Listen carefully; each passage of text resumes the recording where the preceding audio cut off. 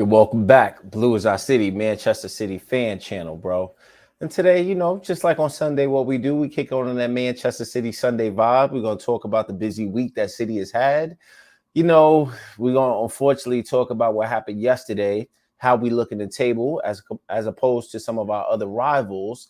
Talk a little bit about, Chelsea. We're going to talk a little bit about Liverpool. We're going to talk a little bit about the Champions League, how that's faring. City started off their Champions League campaign getting the win. We're going to talk about that. But also, we got a lot of other stuff to talk about. It's going to really be evolving around Pep versus the fans. You guys already know what I'm going on with that. And, just what the hell is going on with City? We really got to talk about what the hell is going on with City. So stay tuned. We got a packed show.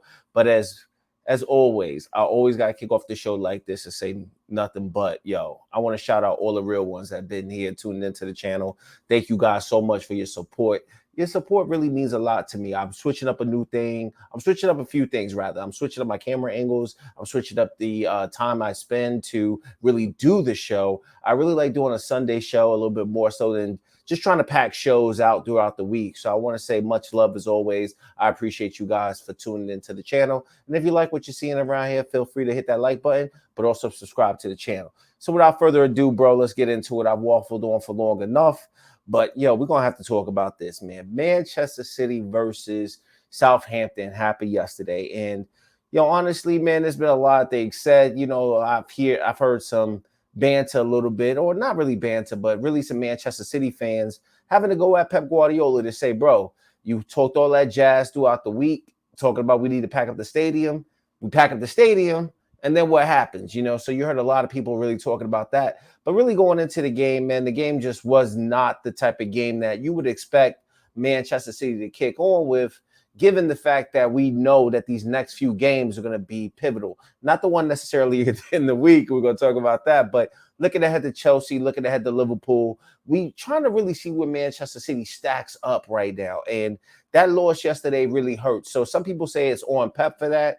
I'm going to say it's a little bit on the players, but we're going to get into the match as always. So the first thing, before I get going, let me just do this. Let me share with you guys my screen so that way we all wavy. So bear with me 1 second as you might see the screen jumping around, but just know one thing. So let's look at the starting lineup. So this is how Pep decided to go out with the starting lineup. We know what happened throughout the week. So maybe some players might have felt a little bit of tiredness, or maybe Pep wanted to give certain people some rest, given that, this game was going to happen and then we're playing on Tuesday. So maybe that might be an additional chance to rotate some players. I don't know what the hell happened, but let's get into it. So obviously he had Edison starting, no surprise there. My man Walker, he had a moment throughout this game. We're going to talk about that. Diaz, the leader. I think, did you guys see Diaz rocking the armband, bro? I was like, he rocking the armband. Too many people getting the armband. But at the end of the day, I did see him kind of on the armband situation. But I thought to myself, too, that the one thing I definitely want to say in this match is this. For Nathan Ake to play yesterday, given what transpired in his life, bro, shout out to Nathan Ake. Bro, you almost got that header on target. Understand, bro. Understand, my dude. We see you. But, shout out to you and the fam for you to even be able to play yesterday. That just speaks about your character, but also your determination to go out there and do something for the team. But yesterday, I think everybody would have understood if you took a day off. But, rest in peace. Shout out to you, man, you and your family, man. But also we had John Cancelo playing. Ferner was in there. Ferner did not have a good game, man. I thought that. When's the last time you ever heard somebody say Ferner didn't have a good game? We talk about him being, 36 years old and him having legs forever, but he didn't really have a good game. Yesterday, Gundogan was in there. Bernardo was in there. Sterling, of course. Jesus and Grealish. And a lot of people had a lot of stuff to talk about with Sterling, but let's kind of get into some of the stats. And the reason why I want to start with the stats is the one thing we're starting to see a lot of situations happen is Manchester City getting shots up, but we're not really getting them on target. And a lot of people really started, you watch a lot of other City fan channels. I think it's just becoming popular and quite comical to blame Sterling for everything. Bro, if you don't want Sterling in the team, let Sterling know you don't want him in the team. They had an opportunity to sell Sterling, but they chose not to sell Sterling. It's not Sterling's fault that he is maybe not in the best runner forms, but the man had a damn good summer. So something's going on between Pep Guardiola, and Raheem Sterling, and they need to figure it out. But all in all, I don't believe Raheem Sterling is a striker. So anything that he does in a match, bro, to where we playing and he's not doing striker like things, understand the man is not a striker. As much as you want to put him up there. So my point being with all of this is, you can't blame him for everything. Yes, he might be out of form, but he was in form over the summer playing for England. And I know that's a different vibe than playing at the club level, but something needs to work out there. And obviously things are not going well at this particular point. But you can see that need is for a striker is still there. And I believe that's the reason why so many Manchester City fans are really frustrated to say, what's going on? We got Florian Torres playing through the middle sometimes. We got Raheem Sterling backing him up playing through the middle sometimes. But then when you look at games and you see 16 shots, 1 shot on target, you're really saying to yourself, bro, there ain't no real striker here. And to kind of go back to this, you could see that De Bruyne was on the bench. You could see that Torres was on the bench. You could see Mahrez was on the bench and Foden was on the bench. So Pep did have some opportunities, not necessarily to start Sterling, but Sterling is probably more fit than other players. Now, going back to the game, there was a moment I think that happened probably like around what was that, like around 21 minutes or so within the game, to where Raheem Sterling had a actually it was more so Grealish. Grealish was driving on the left-hand side, and Grealish gets the ball, he's doing his thing, but then next thing you know, Grealish gets it, and then all of a sudden, like, he does some ill thing that Grealish could do, and, shout out to Grealish for this. It's like he's driving against all of the defenders, but basically he draws in all 3 of them. He draws in 3 of them, then decides to, like, kick it off to Raheem Sterling, who now has the ball on the left-hand side, but he's on his right foot, and he's driving, and he shoots, and it's definitely off target. Ideally, you want him to get it on target. I'm not a big fan of saying, somebody needed to score from that opportunity, but you definitely want to see him kind of do that, because the way he linked up Jack Grealish, he just put the pressure on the Southampton defenders, created all that space for Sterling. Sterling runs across, and Sterling just couldn't really whip the ball across into the goal. So that's one thing I can give to Raheem Sterling. But there's another point in the game to where, if you're watching the game, Raheem Sterling starts up top for us. We come out of halftime, and then all of a sudden, Pep puts Jesus up front, puts Sterling on the right, and then brings on Mahrez later, and then switches Raheem Sterling's position again. It's coming to a point, and I may sound a little boisterous in this video, but I'm really calm about the situation. There's other things I'm a little bit more worried about than yesterday's match. But the truth of the matter is that sometimes you got to help a player settle. And I think that Pep Guardiola needs to help Raheem Sterling settle a little bit more. Often we said it last year when things weren't going ideal for Sterling, is why not try to put him on the right for an extended amount of games? We're not seeing Riyad Mahrez start. Obviously, Gabriel Jesus has been doing his thing on the right. But to help Sterling is to probably put him on the right a little bit more and let him link up with Grealish in a different type of way. But I don't think Pep does that. And then also, too, you got to understand he's not a striker. But I'm not about to get up here and just rag on the man when he's been so good for us throughout all of the years. So just enough with that. But the need for a striker is still there, in my humble opinion. But also what happened yesterday, and this is just my thoughts again, let me know if I'm wrong, we saw something we haven't seen in a long time. And I thought our midfield just did not have it. Whether it be Bernardo, whether it be Gundogan, whether it be Ferner, the midfield just did not look wavy yesterday. They weren't really looking that good. And there's going to come a time and a point, and I'm never going to slack this dude off just because he's been at the club, 10 years now? And Ferner being club captain and everything, like, I just wouldn't, blame him for that. You know what I mean? He had a bad day at the office. Hopefully, we can get Rodri back. We saw Rodri in the stands, chilling with his shorty, chilling with his girl or his wifey, whatever have you. Ideally, we probably wish he was on the pitch yesterday. You know what I mean? But Ferner just was there. And then also kind of talks about things we need to do. And that's going to probably have something to do with the reason why there's less excitement around the club, in my opinion, is that we need a backup long-term Fernandinho replacement, or like a backup Gundogan type of player, if you will. And I'm not seeing that from the club, because yesterday we saw that if Rodri's hurt and Ferner has to do it by himself, as much as we love Ferner For yesterday, for some reason, the passing just wasn't there for Furner. So that's really how the game played out. I thought that Southampton did do some things fairly well. They had two shots on target that I can remember, basically little pot shots at Edison, but their chances were a lot clear cut and a lot more clear cut, in my opinion. Now, a lot of the Southampton fans out there are going to be talking about several different things throughout the game, but one of those moments throughout the game is definitely going to be this moment right here, son. So we got to cover that. This was a difficult play, yo, because when this moment happened, bro, like a lot of people were saying to themselves, nah, bro, this is a penalty. Some people didn't think it was a penalty. But one thing we saw is that John Morse decided that originally it was a penalty. Then he tried to give Kyle Walker the red card. My views on it, and when you watched it in real time, I thought it was a penalty. Now, we know Kyle Walker, yo, your man's moving 50 miles per hour. That's what he does, yo. He's speed rich, speed gang all day. He got the juices, bro. Your man is just flying around 50 miles per hour. So even if a player is in front of him, you know he got the wheels and the jets to just be able to catch up.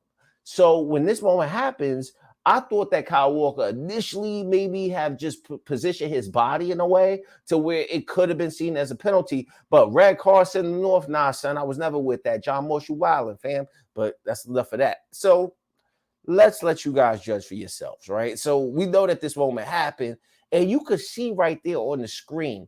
Now, when Kyle Walker's foot comes over here and he extends his leg a little bit, most people did think that that was a foul because the Southampton player did manage to get some of the ball. But it came back nevertheless and said that it wasn't a penalty, and all of us were relieved. But when you look at the moment right there, you have to determine whether it was a penalty for yourself or not. But for me personally, I'm a City fan. What do you expect? Of course it wasn't a penalty. Yo, imagine if they would have got a penalty from that, scored, and then not only did we feel like, yo, we dropped 2 points yesterday, but we would have felt like a loss. So point being is that, it was not a penalty.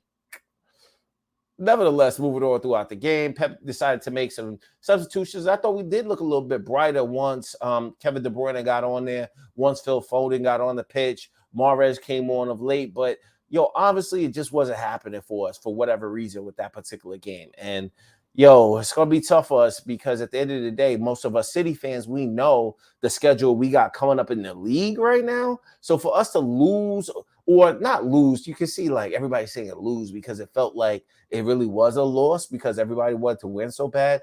We just dropped 2 points, but it still hurts the most Manchester City fans, given where we really want to see ourselves at right now. So that's really what happened in that game. So we can't really control it. Pep made some comments after the game, and we're going to talk about that just in a second. But I think I want to, switch gears a little bit and kind of move on from that loss to talking about something that happened early in the week, was Manchester City opening up its Champions League campaign versus RB Leipzig. And, it was a good match overall. I think it was a little bit more of a spicy affair than most Manchester City fans going into the match would have thought. We probably would have thought a 3-1 type of match. And coming into the Champions League match, bro, I want to say this. It's like, City, we scored a lot of goals in that match, a lot of different varieties. We had Jack Grealish scoring, getting assists, João Cancelo playing really well. But, one thing I was looking out for, I don't know about you guys, but I know there was one thing I was looking out for. Your man right here, son, your man right here, he was doing some things, man. He was doing some things. And he looked pretty good. For you to have a hat trick versus City for such a young player, and we see him throughout the years. We seen him definitely at Leipzig, but young Christopher, I want to call him. Is that his name? Young Christopher. Yeah, it is young Christopher, I think. But could be wrong. I don't want to try to pronounce his last name. I might get it wrong. So, son was just doing his bits. For him to have a hat trick versus Manchester City, I think was all on there. Now, we did see some signs that maybe the defense needs to waken up a little bit, but in the league, we've been pretty good. Now, we know the reason why I'm bringing that win up is that at least it gets good things going. That Manchester City is starting off their Champions League campaign with a win. Why is that important? Bro, you got to have confidence coming into it, bro, because you know who's up next, bro, and I'm looking forward to it. We got to talk about what's going to happen through it this week. We got a club competition this week, a game this week, but it's really gonna be about these guys come next week. So it's gonna be all in all an intense affair. But all in all, I was thankful to see Manchester City start the campaign, getting 6 goals, people finding their confidence a little bit, worried about the defense, but that's just all in all what happened. So when you look at the last 7 days, last 6 days, we managed to open up the campaign against Leipzig on a good start, but this loss to, or this dropped point situation to Southampton has a lot of Manchester City fans feeling on edge for whatever reason. Now, we need to look at what's next up on the schedule. So bear with me while I share with my screen with you guys again, because, bro, it's going to be pivotal that we look at this schedule, man, because things are going to get crazy here in just a sec. So bear with me. So I get this shoe, and then you guys should be able to see what I'm doing here. So as you guys can see right here from the schedule, right, is that we look good against Leipzig. This one hurts. I ain't even tripping on this one, y'all. Honestly, I'm going to keep it real, bro. If we lost this match and we rotated the whole squad, I would be more than thrilled.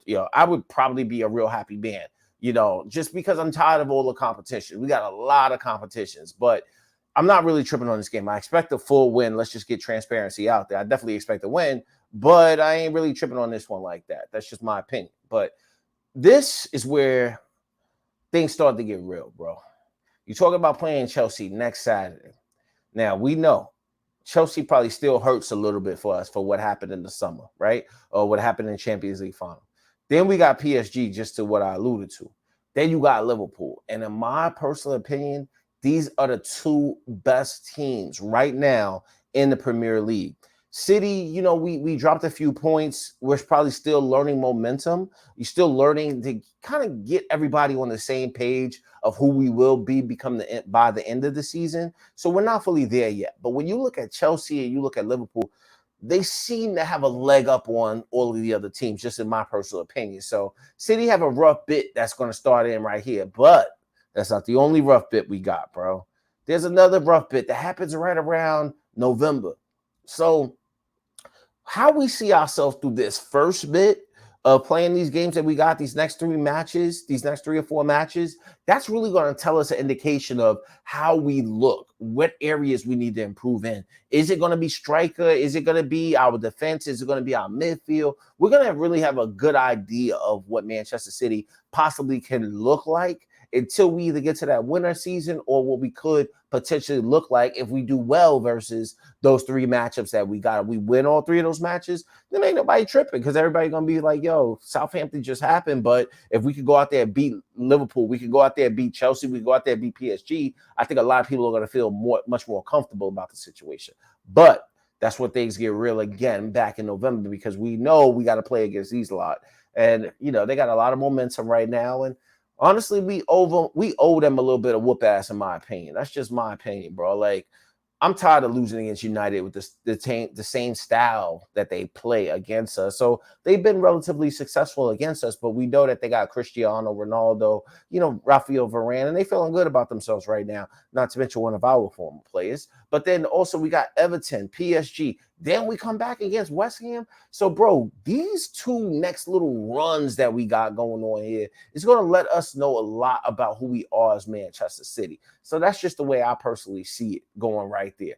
But another part is, bro, just because we know what the schedule is and how tough it may be, we got to start putting together some wins against some quality competition. And that's what I'm looking for. So when we play against Chelsea, bro, I'm not tripping on Southampton if we go out there and put it in a stellar performance against Chelsea. Because I did watch Chelsea today, and, bro, they tough. And speaking of that, let's kind of segue into that part a little bit. So bear with me as let me see if I can do this. Yeah, I know that looks hella tacky, but just bear with me 1 second. So let's kind of get into this.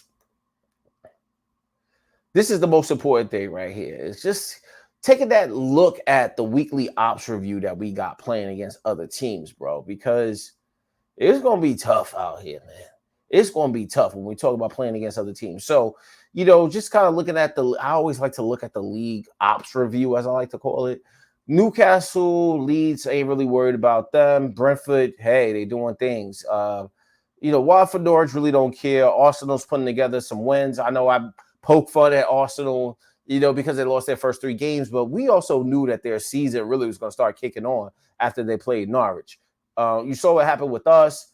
Liverpool, man, Liverpool is very interesting from the standpoint that Liverpool is keeping a lot of clean sheets, man.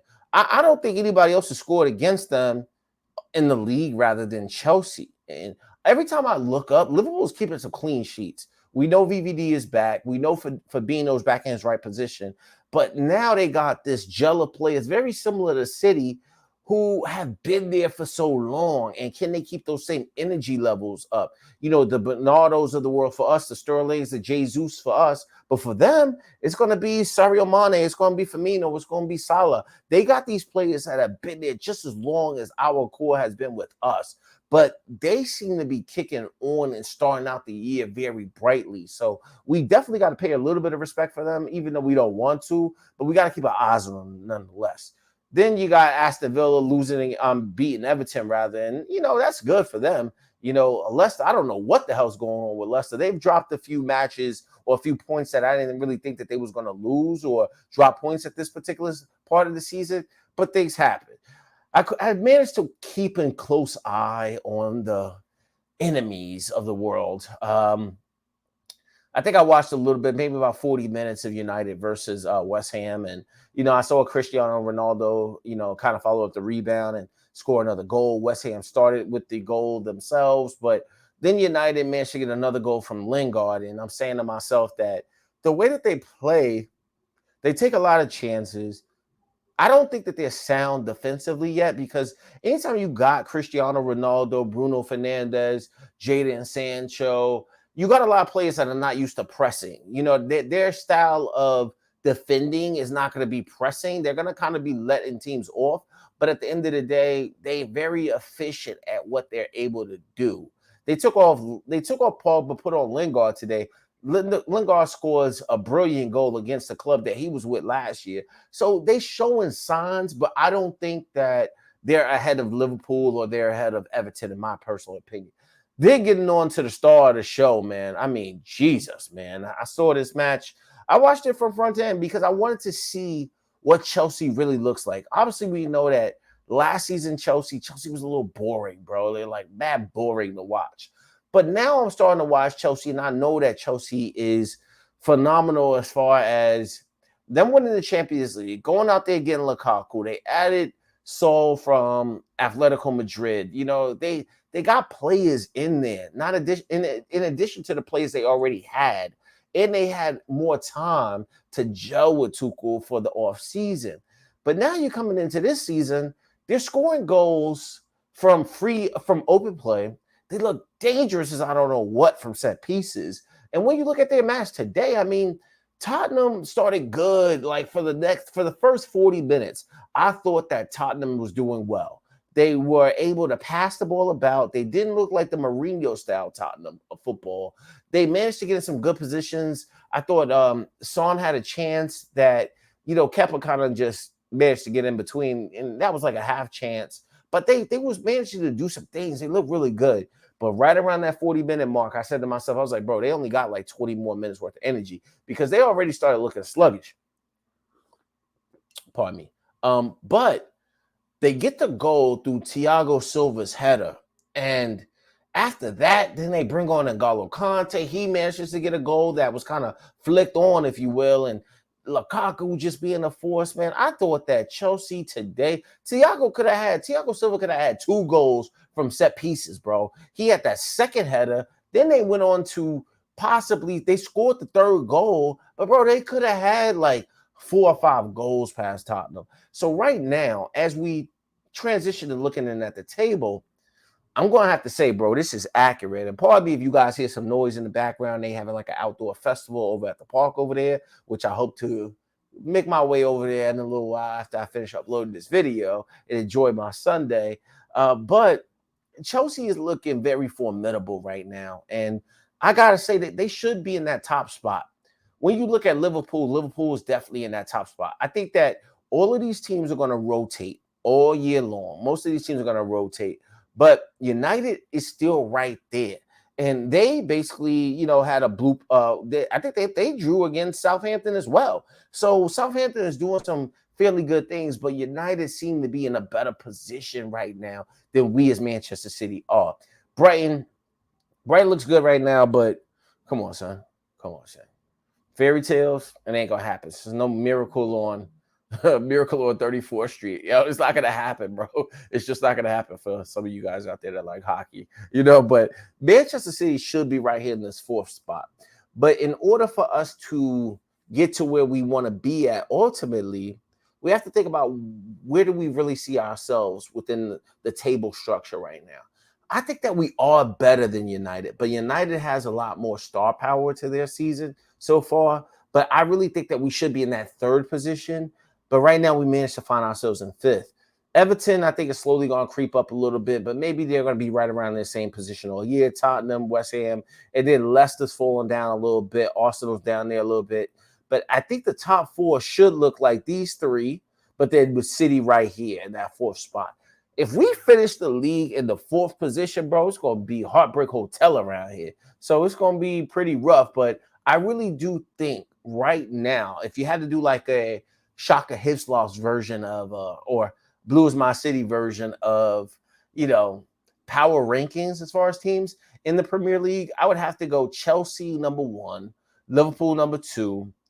I think that we are better than United, even though United's record is better than us. That might be a little bit of Manchester City fandom, but I really do think that we are better than them, even though our record may say differently. That's just my humble opinion. So that's just where we find ourselves to be at. So just gave you guys the news right there. Now I want to talk about something that happened early in the week, and as we get into this portion, and this is kind of something that's been very frustrating to me personally, is that we've heard jokes throughout the years as being Manchester City fans is, y'all ain't got no fans, bro. Y'all ain't got no fans. Don't nobody like y'all. Empty Head Stadium and all this other stuff that we hear. But you have to understand, most Manchester City fans that have been around, bro, they know that, this is a passionate club. It really is, from the days in Main Road to where we are now. And sometimes we don't fill up the stadium, but Pep came out early in the week saying that he wants more people at the games to fill up the stadium, things of that nature. But a lot of people had something to say. And we're going to take a look at what they justified, what's really going on within the season, and Pep kind of having to back down from them comments and things of that nature. Some people felt like, all right, the man said that we need to show up to the game. We show up to the game in full force to see Southampton, and then that's what happened. Not only the team that you selected, but necessarily the tactics just wasn't there. Pep talked about that after the game, and I'm going to share that in just a second. He basically alluded to things is that our legs were there, but our brains weren't. We weren't really that clinical and all these other things that we hear. But the one thing I really want to cover is really when you talk about what's kind of going on within the Manchester City season so far. And I want to back up to get a little bit more comfortable to talk about this, right? I think what we're starting to see, and we have to really understand, is that a lot of the teams around us right now, around Manchester City, especially in the Premier League, have added a lot of star power to their squad. And that star power is kind of affecting the way Manchester City is viewed. Let me explain. So, like I mentioned before, Chelsea went out there and they won the Champions League final versus us, right? So that season is concluded, right? But what do Chelsea do after that given moment? They went out there, spent 115 mil on Lukaku, bringing in Saul. They got other players where they looking really, really good, making moves, selling people. And they still got a deep squad, right? So they invested in their squad. They've added a level of star power, bringing in Lukaku or bringing Lukaku back to Stamford Bridge, along with the additions that they made. You can tell from their fan base that their fan base is encouraged, empowered by the signings that they have made in addition to winning the Champions League final. Then you got Liverpool, right? Liverpool said, we're going to make one or two key signings out there, but we got our leader back. And one of our leaders being VVD, technically almost like bringing a player back in the sense that they got their star back, right? They knew they had Salah, they knew they had Mane, they got Diego Jota, they got Firmino, but then also slotting Fabinho right back into that position that we know he's so good in that CDM role, that they almost feel like a new team with new signs of life a little bit, right? Then you got teams like, let's say, a Tottenham. Tottenham go through all types of transitions through this year. They let go of Mourinho. They bring in Nuno. They sign a few players there. Not really star power, but they managed to keep Harry Kane. But they started out the league in kind of like that first 3 games. They was up there winning games 1-0 or whatever. So people started feeling good about them, even though they had faltered a little bit. Now they go into United. United say they basically finished second last year in the league. They go to themselves and say, yo, what can we do? We know that their fan base requires them to spend money and kind of get back to levels that they see themselves at. So they go out there, they make the signing of Jadon Sancho, bringing Jadon back to Manchester. We benefit slightly from that, very, very slightly, but they get a player that gives them excitement about what they possibly could be. They then go out there and sign a player, whether you think that Rafael Varane is better than Stones or Laporte or whatever have you. Rafael Varane is also a World Cup winner, Champions League winner multiple times, La Liga winner.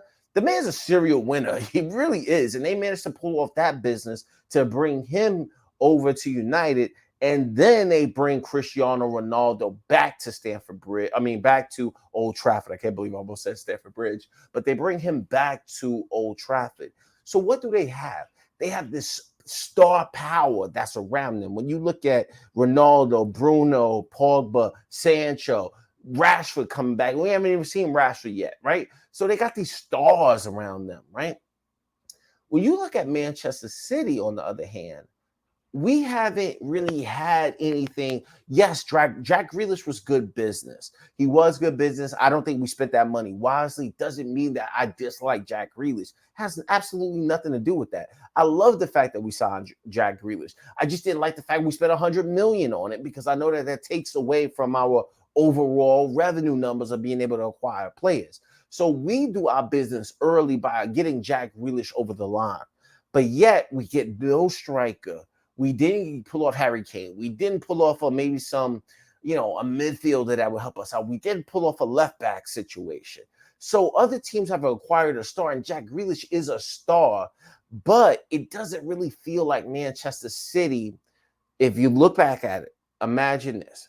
Imagine we didn't bring in Jack Grealish. Now, like I said, this is not a knock on Jack Grealish. This has nothing to do with Jack Grealish. But imagine if Manchester City would have went out there and got Haaland, we would have picked up somebody like Camavinga, the young French midfielder that I think Real Madrid scooped up. He is a talent, like a young Pogba waiting to happen. Imagine we would have got somebody like that, then added a Hernandez or some quality left back out there. I think that we would have a little bit more excitement around our team, right? We would have a little bit more star power. The fans will feel a little bit better. The fans feel great about being able to do things like acquire Jack Grealish, but that's just what time it is out here. So my phone's ringing. I can't stop for the phone. I got to do what I got to do by making the videos. But that's just where we see ourselves, is that Manchester City need a little bit more of star presence within our squad. Imagine we would have got Jack Grealish. We would have then got Harry Kane. I think it would feel like a totally different season. And all the fans would be happy to be in the ground right now, because it would be much more excitement. So Pep has to understand that with the players that Pep is bringing in, maybe there's just not a level of star power there in addition to what other teams are doing to make Manchester City fans feel like we're so excited for the season. Yes, we're excited. We want to win the Premier League. But Pep, sometimes you have to give us something to be excited about.